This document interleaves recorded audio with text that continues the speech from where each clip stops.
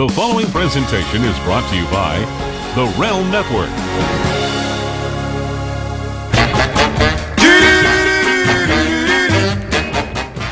Hello, everybody, and welcome to a little late edition of Bucket Full of Chicken Necks. There's a reason why it's late, and I'll explain it. You know, first of all, I got to be honest with you. I was kind of talking to my wife about this today. I'm doing so much podcasting every week, and I'm doing so much writing between the podcasting. And, you know, this week, you know, I watched, Raw, and I watched Ring of Honor, and I watched Impact Wrestling. And I'll be honest with you, my brain at this point on a Friday is absolutely fried. I mean, literally, I just want to lay down, watch baseball, and not think about anything. And with the podcasting, I want to include, interviewing.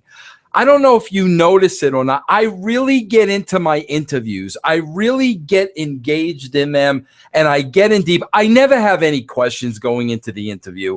I go with the flow of the interview, so I really have to listen. And I got to tell you, I don't know what it is, but those interviews take a lot out of me. So I had a 2-hour interview with Billy Corgan on Wednesday, and just constant podcasting all week long, for all the shows on the Realm Network. And I'm just shot. So I knew I had chicken necks left, and I didn't just want to rush through it. I wanted to give you a good quality show. That's what you as my loyal subscribers pay for. And I also, I had plans today. I was going to see a movie that I was looking very, very forward to go see. It was called Love and Mercy, and it was the story of Brian Wilson. The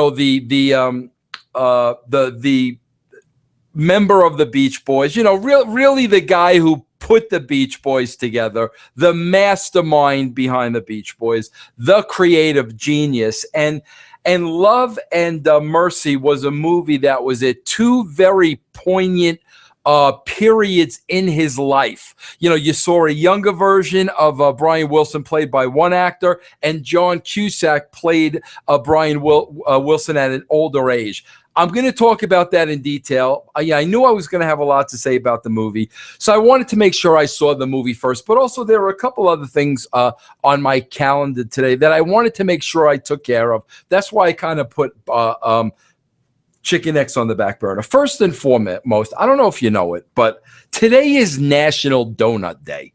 So there's a handful of donut places that if you go to today, they'll give you a free donut. So you got to take it. Listen, anything free, you got to take advantage from. Because as I told you, when I go to, Starbucks and get a $2 cup of coffee, I'm not happy about that. So I got to make it up during the week by going to McDonald's and getting coffee for $1 and things like that. So when it's National Donut Day and you're getting donuts free and you could carve the 79 cents off your bottom line, you got to take advantage of that.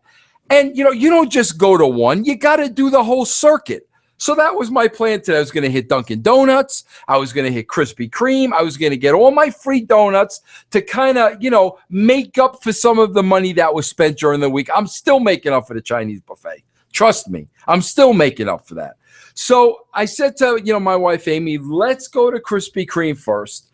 Then we go see the movie. Then after the movie, we go hit Dunkin' Donuts. It like the trifecta. I would have been thrilled to death with the trifecta.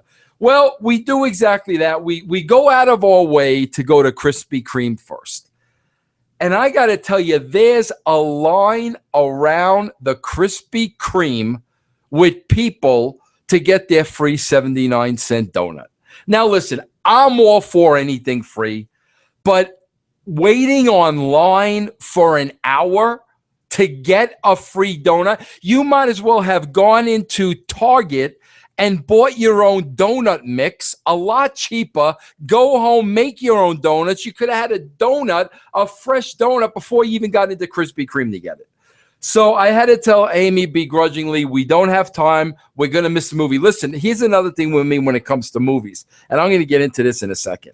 I can't be late for a movie. And here's what I mean by late. I mean, when the movie says it starts at 1, we know that the movie doesn't start at 1. We know at 1 o'clock they start playing the previews for the upcoming movies. So the movie generally starts 15 minutes later. No. If it says the movie starts at 1, I got to be there at 1 before the previews. That's part of my OCD gimmick. I can't walk into a theater once even the previews has started. I've never missed 30 seconds of a movie, ever. That'll never happen. But I got to be in there precisely at 1 o'clock. So I'm looking at the time, and I just said to Tammy, I said, there's no way we're going to make it. We need to go straight to the movies. We'll get a donut later on, as long as we take advantage of it by the end of the night. So now we go to movies. Before I go to the movie, get to the movies, I want to talk about something else. I want to take a little left turn here because things just come in my mind, you know? I went to Carl's Jr.'s this past week. I think I went to Carl Jr.'s yesterday, okay? And I am sick and tired of all these fast food places where they're advertising the menus, and it looks like the most bountiful, delicious food you've ever seen in your life. Then when the food is prepared, it looks like a flattened out piece of meat on 2 flattened out pieces of bread with a piece of lettuce thrown in there that literally somebody threw together in 30 seconds.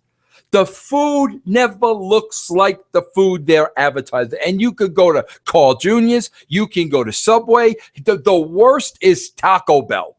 There's nothing, when they serve you the food at Taco Bell, there's nothing they serve you that looks like what they're advertising. Nothing. And this is every place across the board.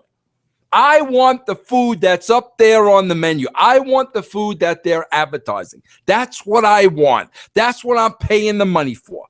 I don't want something that looks like it came out of a processed hamburger machine.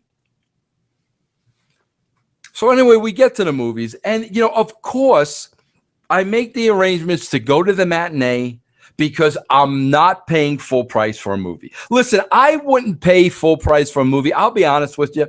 If I was in the movie, if I was in it, I would not pay full price for a movie.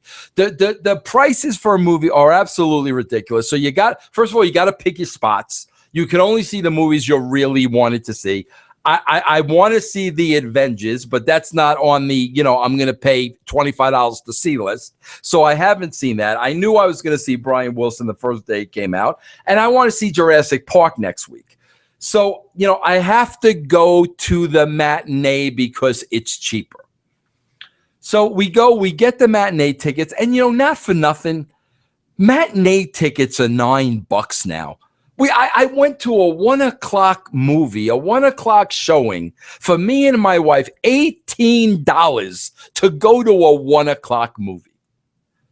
And here's the kicker, and I got to whisper because if my wife hears this, she'll yell at me. I made her go upstairs so I could do this podcast because if she hears this part, she's going to yell at me, so I got to whisper. She's home now for the summer, so every podcast I do, she hears. I got to whisper. So I pay $18 for these tickets. There's no way I'm going for the popcorn and the soda. There's absolutely no way, because this popcorn and the soda at the movie theater is the biggest gimmick known to man, the biggest ripoff on the planet Earth. There's nothing more of a ripoff than the popcorn and the soda at the movie theater. So I pay the $18 for the tickets, and I try to go right to, I think the lady said, that's in theater 6. I try to go right through theater 6. And the minute I try to dash down there, I get we're going to get popcorn? I mean, I want to get popcorn. Aren't we going to get popcorn? Now, if I don't get the popcorn, I know it's a whole big thing. I'm cheap. I'm this. I take the fun out of everything. That's what I would get. I take the fun out of everything. So I go to look at the popcorn prices, and the price of a popcorn and a soda is $15 freaking dollars. So now I'm looking at a 1 o'clock matinee. I'm looking at $18 for tickets. and I'm looking at another, what, $15 for popcorn, $33 to go see a movie. What movie could possibly be worth $33? I could think of the hottest actress on the face of the planet running around the screen back and forth naked for 2 hours. That's all you're seeing, back and forth naked for 2 hours. I mean, pick your poison, whoever you want it to be. Not worth $33. I don't know what movie, Kate Beckinsale, back and forth for 2.5 hours naked on the screen. That's not worth $33. I don't know what's worth $33. So I'm sick going into the movie already. I'm in $33. Now I'm calculating in my head. Now I definitely have to stop for the free donuts. Now I definitely got to go to Krispy Kreme. I got to definitely go to a Dunkin' Donuts because 79 cents a pop. I get one. My wife gets one. That's $1.60. Multiply that by both places. That's $3.20. I could take off the $33 for the movies, and it'll make me feel better. That's how my mind works. But let's get back to this Brian Wilson movie. Love and Mercy. I genuinely loved this movie. And you know what? A lot of you may not. I genuinely loved this movie. And like I said, 2 poignant times in Brian Wilson's life we were looking at, and we kept going back and forth with the young Brian Wilson. I'm not sure who the actor was who played him, but looked like a dead ringer for him, was absolutely phenomenal. And the older Brian Wilson was played by John Cusack. Now, I got to tell you, I don't see Brian Wilson in John Cusack. I don't. But John Cusack is one of my favorite freaking actors of all time. I don't know why. I love the guy. Say anything, high fidelity. I can go on and on and on. One of my favorite actors of all time. Huge baseball fan, by the way. So I was thrilled to death that he was in it. So also, I knew Paul Giamatti was in it, and Paul Giamatti is always great. I had no idea Elizabeth Banks was in it. I love Elizabeth Banks. I think Elizabeth Banks is gorgeous. So we had everything we needed in this movie. And the flashbacks were going to, the 2 points of his life was 1967-ish, when the Beach Boys had all those Beach Boy hits, and they were on fire. And they were, at the top of the world, Catch a Wave, Surf a Girl, Surfing USA, Fun, Fun, Fun. I don't need to tell you all the hits. All the hits about the beach and the surfboards and the woodies. All the hits. But this is at a point now where music was changing. And Brian Wilson did not want to tour with the brothers anymore and the cousins. He wanted to pull back and stay in the studio and come up with experimental music. He knew times were changing. You hear what I said, everybody? Hear what I said. He knew times were changing. As a true artist, Brian Wilson was ahead of the curve. He knew Little Surfer, Catch a Wave, She's Real Fine, My 409. He knew that wasn't going to work in 1966, 1967, not when the Beatles were doing Sgt. Pepper's. He was ahead of his time, so he stayed behind. The brothers and the cousins went to tour. He stayed in the studio to create this new music, this experimental music, the music that turned out to be Pet Sounds and Smile, which wasn't finished and released till almost 15, 20 years later. It finally came out in 2004. So it showed the process of this man, this genius, seeing ahead of the curve and not sticking with "Help Me, Rhonda, yeah, get her out of my heart." He knew that was over. He knew the Beach Boys needed to go to the second level, the next level, just like the Beatles did. Bro, listen to the first Beatles single, "Love Me Do." Listen to "Love Me Do" and then go listen to "Revolution." Now, go look at Wrestling 1973 and go look at Wrestling 2015. It's the same exact freaking show. That's the problem. That's why these guys, geniuses, ahead of their time. So he goes in the studio, experimenting with music, creates pet sounds, creates, like I said, Smile, totally revolutionizes the movie business.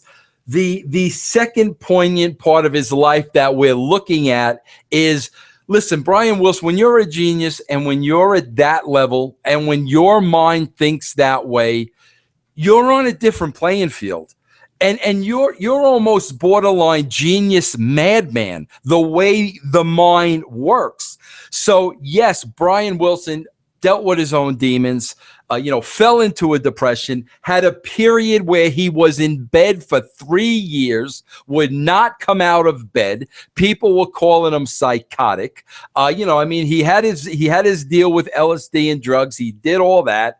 So now the second point in his life we're looking at is probably around the late 80s, I'd say early 90s, where now a doctor has been hired to get him out of this rut, get Brian Wilson back on his feet. But now the doctor starts putting him on all these prescription drugs where Brian, he's out of it. He can take care of himself, but he needs people around him taking care of him. The doctor's manipulating him. The doctor's taking his money. And, he's like a child. He's like a child, and this doctor is his father, and he does everything this guy says. And he's a former shell of himself. So these are the two areas that we keep going back and forth to. And I got to tell you, first, the young actor who played the young Brian Wilson was tremendous. John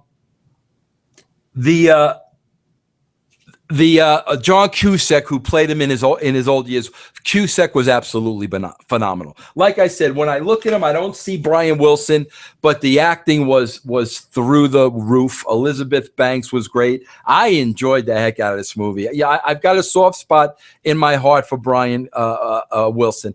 I got a soft spot in my heart for anybody that's creative. I cried during this movie. I got to stop with the crying in movies. I cried. I was watching last night. This is no joke. I was watching 4 Days in October, and it was the ESPN 30 for 30 about the Red Sox in 2004 making a comeback. Yankees were up 3-0. The Red Sox come and win 4 straight games.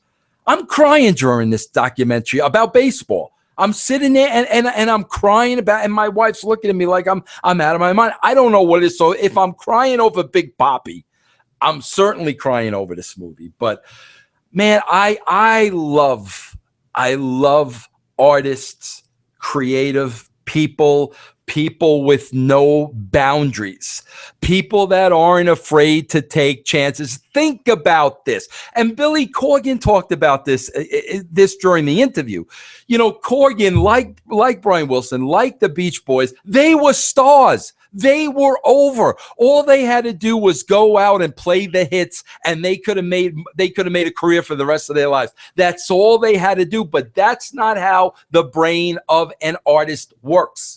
A brain of the artist works is, okay, that was good for then, but now we got to evolve this. Now we've got to mature this music. Now we got to go to the next level at this point in time. That's why you look at any Lennon and McCartney song. Go back to Please Please Me, Wait a Minute, Mr. Postman, and then go listen to the White Album. A totally different band. That's evolution, my friends. That's what I'm always talking about here. And I got to be honest with you, as I'm watching this Brian Wilson, and I'm watching the way his mind works and him at work, which is so fascinating to me, then I'm sitting there and I'm thinking, okay, how many geniuses are there in the wrestling business right now? When you look at that product in 2015, how many geniuses are involved in wrestling? The answer, none. 0. When you're seeing the exact same thing in 2015 that you saw in 1975, there are no geniuses. There are none. And like I said, I challenge you to go listen to any artist that has been successful, that you call iconic now. Every single one of them had to reinvent themselves to keep up with the times. Every one of them. And if they didn't, they died on the vine. Sounds very familiar. But I highly recommend this movie. If you are a fan of the creative process, if you are a fan of that type of thinking, if you are a fan of John Cusack, if you want to look at Elizabeth Banks, and Paul Giamatti's tremendous. You know, you hate his character. He's the heel, without a shadow of a doubt, but I really enjoy. And listen, I'm going to be honest with you. Nobody's going to probably rave about this movie like I am, because some people will find it boring. You know, there's no explosions, there's no car chases, you know, there's no Arnold.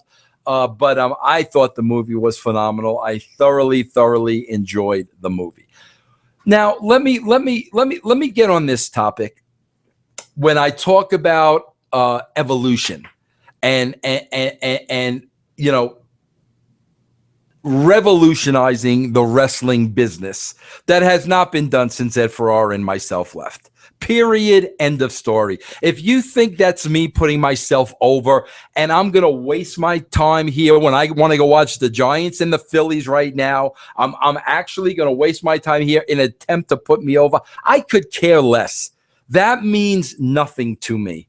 Look at the Attitude Era. Look at that style of wrestling and look at what you have now. Case closed, end of story. So, you know, I have to bring up this argument. And if you think I'm nuts, then you think I'm nuts. I don't have a problem with that. People I've thought I've been crazy before, and I'm cool with that. But I watched this Ring of Honor. Okay. And I go back to, I've done my research. I go back to, how did professional wrestling start? And anything you read about the origins of professional wrestling early on in the 19th century, you'll read that it was entertainment. You know, it was basically entertainment as a sideshow at carnivals. And when you look up anything professional wrestling to the origins, the roots, you'll see entertainment. That is the definition of what professional wrestling is.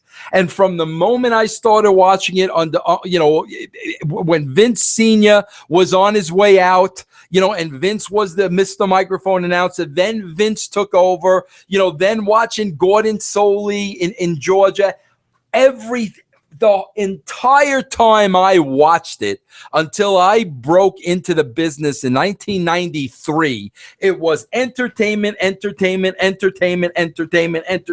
That never stopped. No matter what territory it was entertainment. I watched AWA.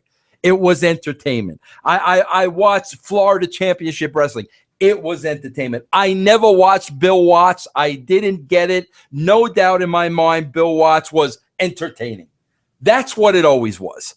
Now, all of a sudden, especially with this Ring of Honor, we're going to strip out anything entertainment worthy.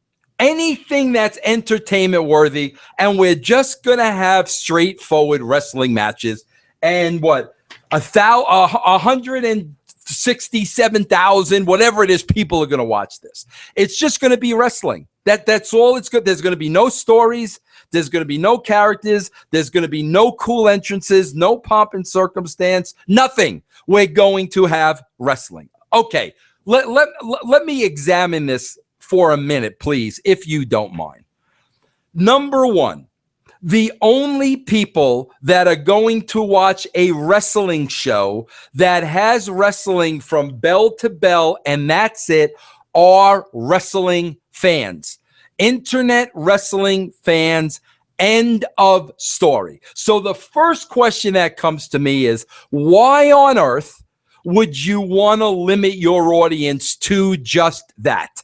Whatever it was that they got this week, 167,000. Maybe next week more people find them and it's 200,000. TNA was at 2 million people in 2010, and I thought the product was so-so. 2 million people. So now Ring of Honor is at 167,000 people. Watch the premiere edition of Ring of Honor. The only people that are going to want to watch a wrestling show when you strip out the entertainment is wrestling fans. Why would you want to narrow yourself down to that pool? It makes no sense. The success of the Attitude Era was we opened up the envelope and we had something for everybody. That's what we had. You know, the blue-collar worker tuned in to see The Rock. The blue-collar worker tuned in to see Austin give it to his boss. The kids tuned in to watch what DX was going to do next because they were the bad boys. The guys were watching the hot chicks. The women were watching because we had strong female characters in Sable and China. There was something for everybody. The envelope got opened up for everybody to enjoy. Ring of Honor now shrinks it down to this because all the entertainment is taken out of wrestling. Here's the second point. If we're going to strip all the entertainment out of wrestling and it's just going to be presented as wrestling, then why aren't they wrestling for real? I don't understand. If they want to be wrestlers and there's going to be no entertainment, there's going to be no entrances, no music, no videos, no nothing, then why aren't they going out there and wrestling? What they're doing is they're going out there, they're putting on a choreographed match. You can watch Dance with the Stars. Dancing with the Stars, you'll get the same exact effect. That's what that is. It's a choreographed dance, just like Ring of Honor. I don't understand it. I would love to sit down with somebody that can explain to me how we're satisfied getting 167 or 137, that whatever it was, how we're satisfied with that small of an audience because we're just going to be fake wrestling. It's unbelievable to me, and it's why the wrestling business is going in the direction that it's going in. Here's a perfect case in point. The only thing trending on Wednesday night between the two shows, the only thing that was trending that anybody was talking about was James Storm murdered Mickie James. That right there tells you everything. And there's no more conversation after that. When that was clearly the only thing they were talking about, that tells you what people want to see. Period. End of story. God, it's just a massive waste of everybody's time unless you want the guys to go out there and wrestle for real. I'll be honest with you. I'd love to see Chris Daniels in a real wrestling match. I'd love to see the Young Bucks in a real wrestling match. You know, that I'll watch. Let's see what the outcome of that is. I'm into that. But anyway, that's it for Chicken Necks. I highly recommend the movie Love and Mercy. Go see it. Again, I want to remind you, if you're watching this, it's a VIP show. That means you're a supporter of the show, and I thank you. My family thanks you. Jeff Lane thanks you. We all thank you. Just remember, when you shop in Amazon, shop through our site, and hopefully you can sign up for that the Amazon Prime, which is a 30-day free trial. It's free.